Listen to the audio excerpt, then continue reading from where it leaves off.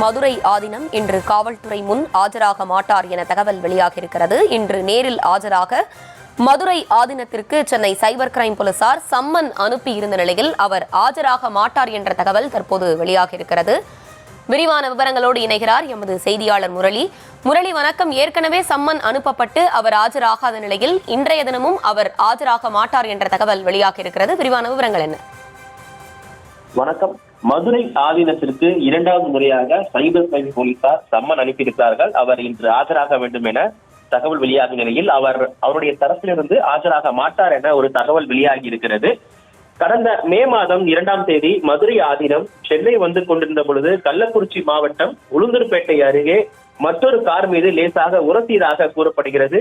இது தொடர்பாக மதுரை ஆதீனம் தரப்பிலிருந்து அந்த சம்பந்தப்பட்ட இடத்தில் புகார் கொடுக்காமல் சென்னையில் உள்ள நிகழ்ச்சியில் கலந்து கொண்டிருக்கிறார்கள். இதனையடுத்து செய்தியாளர்கள் சந்திப்பில் பேசும் பொழுது மதுரை ஆதீனம் தன்னை மர்ம நபர்கள் கொலை செய்ய முயன்றதாகவும், அப்பொழுது 4 சக்கர வாகனத்தில் வந்த நபர்கள் கருப்பு குல்லா அணிந்திருந்ததாகவும், அவர்களுடைய காரில் நம்பர் பிளேட் இல்லை எனவும் குறிப்பிட்டிருந்தார். இந்த விவகாரம் தொடர்பாக சென்னை சைபர் கிரைம் போலீசார் தொடர் விசாரணைகளை மேற்கொண்டிருந்தார்கள். மேலும் அந்த சம்பந்தப்பட்ட இடத்தில் சிசிடிவி காட்சிகளை ஆய்வு செய்த பொழுது 2 கார்களும் அதிவேகமாக வந்து மோதியது தெரிய வந்திருக்கிறது.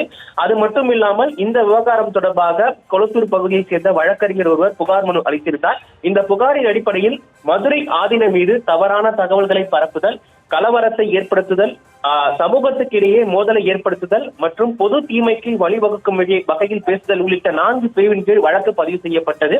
இந்த நிலையில் கடந்த 30ஆம் தேதி அவர் நேரில் ஆஜராக வேண்டும் என சம்மன் அளிக்கப்பட்டிருந்த நிலையில் அவர் நேரில் ஆஜராகவில்லை.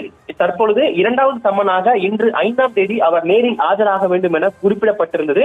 ஆனால் அவருடைய தரப்பிலிருந்து இன்றும் அவர் ஆஜராகவில்லை எனவும் வழக்கறிஞர் மூலமாக அவர் மனு அளித்திருப்பதாகவும் தகவல் வெளியாகி இருக்கிறது.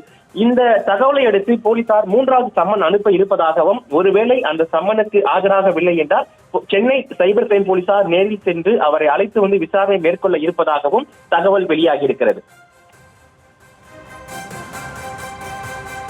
விவரங்களை வழங்கியமைக்கு நன்றி முரளி.